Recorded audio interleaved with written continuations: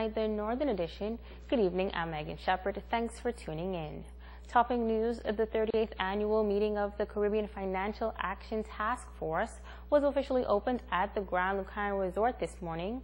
The Bahamas hosted the conference back in 2012, but this is the first time it's being held on Grand Bahama. A cross-sector of the community gathered to be a part of this historic occasion. Sabrina Brown reports. The parade of flags set the tone for an elaborate opening ceremony of the Caribbean Financial Action Task Force's plenary meeting. The Royal Bahamas Police Force Band and the Grand Bahama Youth Choir put on stellar performances to welcome the hundreds of delegates from 29 countries in the region.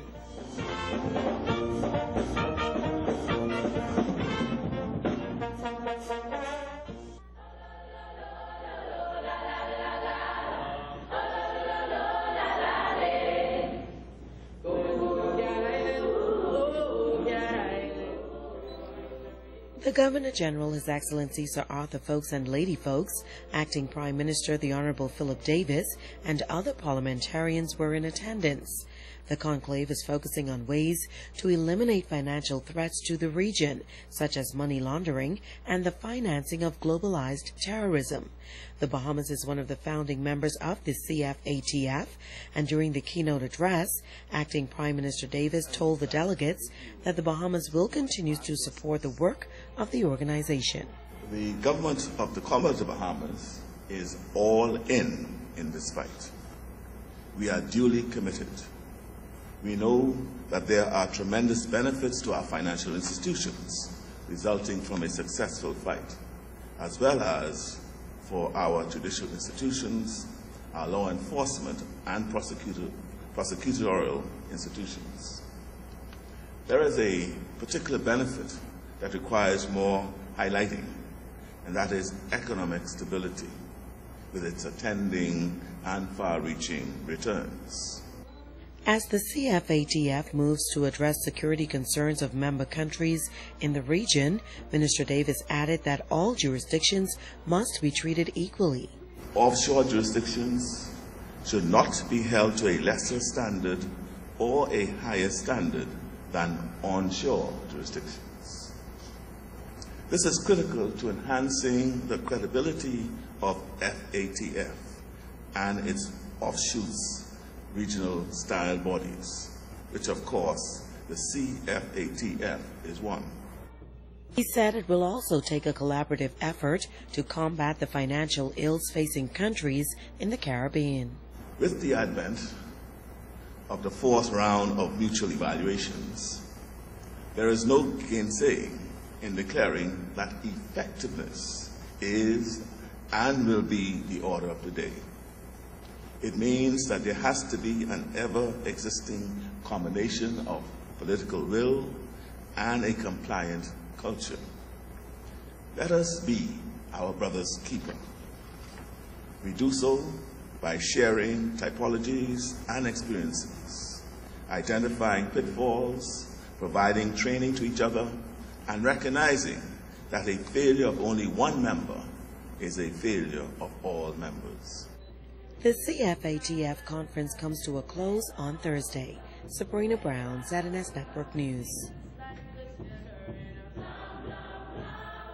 The Minister for Grand Bahama, the Honorable Dr. Michael Darville, also addressed the CFATF meeting. He noted that the Bahamas was perceived as being non-cooperative in the global fight against money laundering and terrorist financing, but he said the government is working diligently to change that. The Bahamas government is currently debating a group of crime bills in Parliament which are a part of the legislative agenda of the Caribbean Financial Task Force and are necessary to ensure that we are able to meet our international requirements. I can assure you that the Bahamas government is serious about and committed to protecting the second pillar of our economy, the financial services sector, and our country's image. Minister Darville said the efforts of the CFATF is pivotal to the growth and development of our economy.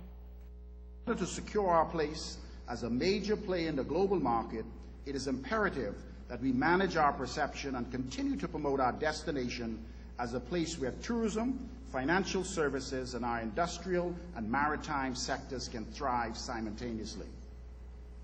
Grand Bahama is known as the industrial capital of the Bahamas, and the financial service sector in particular is very important to the island of Grand Bahama and is responsible for oiling the wheels of our industrial sector and attracting much-needed direct foreign investments to our shore. Since its introduction back in 2009, there has been a steady decline in e-passport applications on Grand Bahama. Charisma Robinson tells us how officials at the passport office plan to boost those numbers.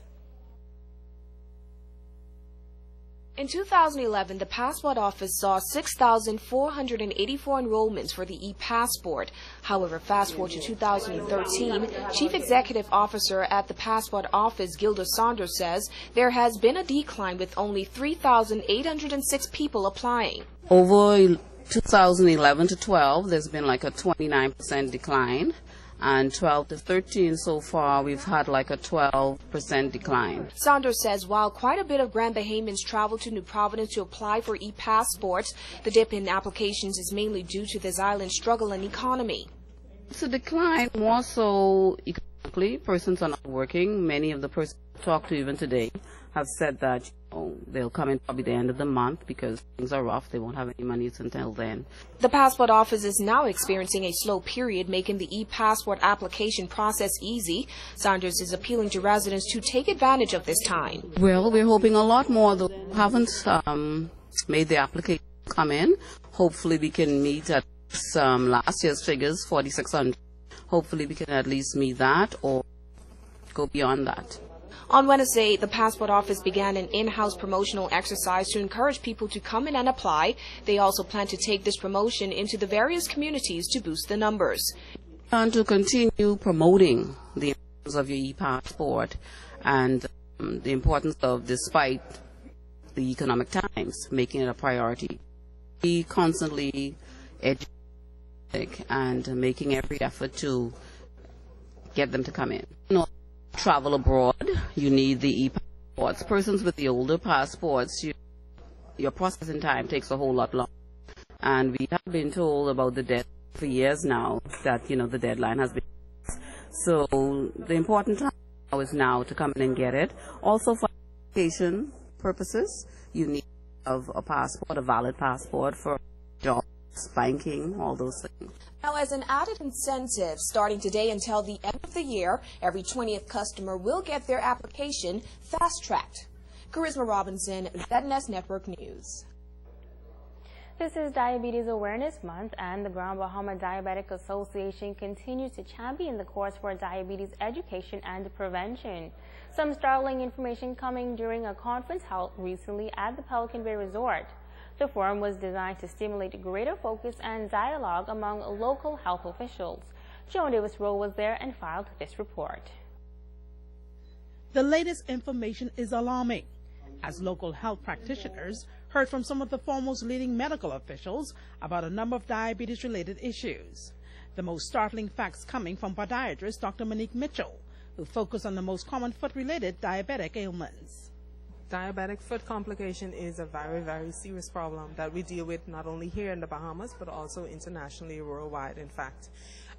There's 1 million amputations every year as a result of diabetes. But even more alarming is that there's an amputation every 30 seconds. Can you believe that? Well, having an amputation has a higher death rate, or more persons die as a result of having an amputation than die from prostate and breast cancer.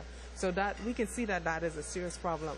Dr. Mitchell says that diabetes education is vital and could prove the difference between life and death.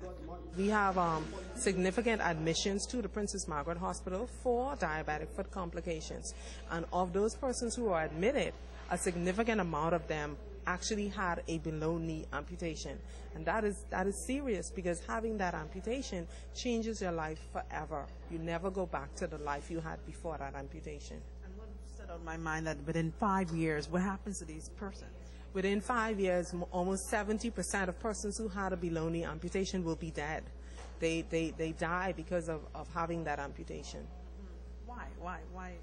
Well, you know, having an amputation is a very traumatic event, not only physically, but also psychologically. And so a lot of the persons, even if they could adjust to the physical trauma of having, for example, a below-knee amputation, the changes in the blood flow and the functioning generally of the whole system, they have great difficulty with coming to accepting that amputation. The former registered nurse turned doctor says there are mounting concerns regarding the increased amount of amputations and the exorbitant costs related to such a procedure. Having an amputation is estimated to be between $50,000 to $60,000, and so we're talking about the procedure. We're not even talking about the rehab or, you know, definitely very few people get a prosthesis, so we're not talking about the rehabilitation that is required for them to heal and to live after that amputation. Joan Davis Rowe, ZNS Network News. Stay with us. The Bahamas Tonight in Northern Edition continues after this.